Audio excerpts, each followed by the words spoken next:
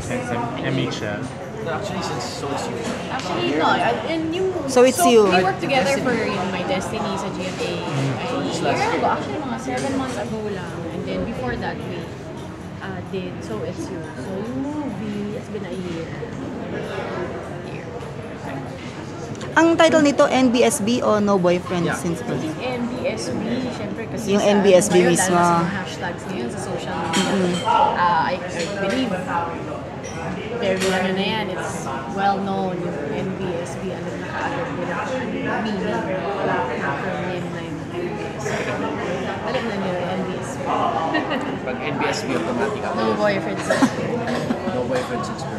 Gano'n ka katagal na NBSB, Carl? Gano'n ako katagal na NBSB? Not counting the first, syempre, or counting the first. Before ako nagkaroon ng first boyfriend. Before talaga. Before. nagkaroon ng boyfriend. I was 18. Ako 27 years na. Grabe.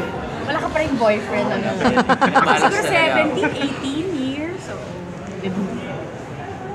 John. Has it been like, you know, I mean, with your relationships, naging okay ka naman ba after that? every relationship was a chapter in my life, full of happiness naman, love, and lahat. Siyempre, may ano talaga, may bitterness, may lungkot after. Parang wala naman atang breakup na maganda or ideal. Siyempre, with every relationship that ended, may hurt talaga, may pain. So medyo malayo yung character sa personal. Yeah, malayo. How do you like connect with With the character. Actually, ang similarities lang between Carla and Karina is that she's so dedicated to her work. She's very hardworking and she's independent. Pero ang malayo is she won't throw herself at someone. Ganyan. Carla wouldn't throw herself at someone. Si Karina naman talagang umasa. Umasa siya all these years. More than 10 years ata yun na umasa siya. Yung high school crush niya, yung high school love niya. Umasa siya na 10 years after, pag nagkita sila magkakatuluyan. How do I connect? I don't know.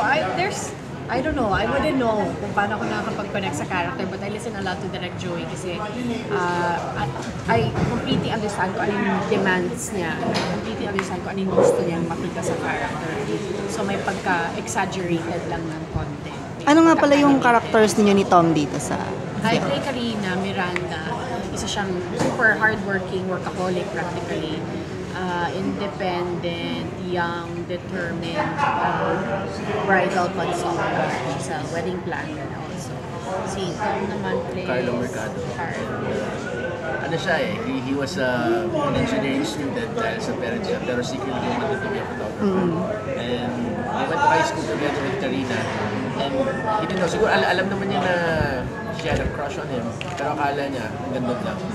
He never would have imagined or expected that it would last 10 years or some So siya yung, pagkikita nila ulit. yung high school, siya yung si Mr. Popular. Gano'n. But growing up, marami siyang sinupang trabaho.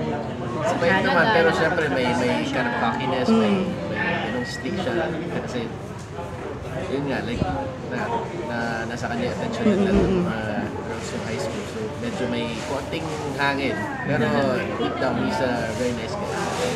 Pero paano magle-level up yung parang love team ninyo dito since sa So It's You, di ba, parang medyo hindi pa siya masyadong nasa mature na type of acting. Dito ba medyo... Dito, nakakatawa siya, pero may ibang scenes na hindi pa na nagagawa, pero reading the script. Hindi naman sobra, but it's just one touch, one element.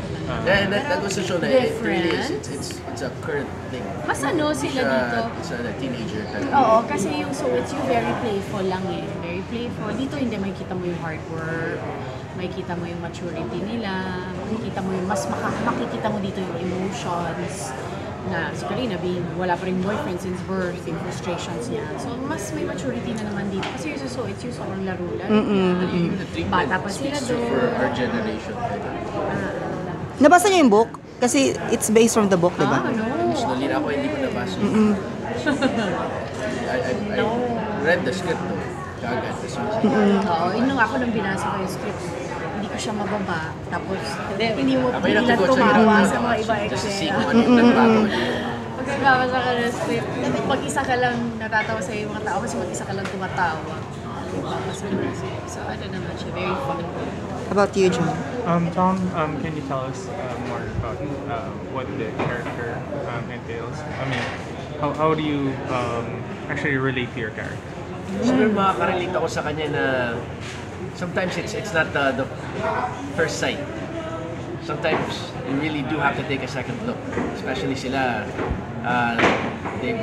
they were together practically, seatmates sila in high school eh. And then there's a span of years, 10 years, na hindi sila Before you met her. nagkita, nag-migrate na si Carlo sa Canada, went on his own adventures, came back na No, sometimes it takes a second look. Sometimes Sometimes it's not in the... Although people say, di ba, love at first sight. May times naman, it's not the same case. It It's could not the be case. a It could platonic be- thing na akala nyo. Maybe it was just at the right time. di ba? At the right time na there's something more pala there and you guys didn't realize it. Na kayo pala. Hindi pa kasi time. Right time. Correct. Which is real life. It happens a lot in real life din. Na friends find out na there's something more there pala and they never expected it and they never even saw it coming. You know, it happens a lot of couples na siguro years and years ago, never nila maiisip Or na talagang nag-start sa friendship, di ba? pero doon na-build pala, na nila. na sila pala yung soulmate, sila pala yung But you were never like, I mean, the characters itself, we were never like besties to begin with. Parang Hindi ano, naman. casual friends. yeah, parang Yeah. ganun, parang sibling lang talaga na and Friends. the not even- friendship talaga comes after na when they saw each other.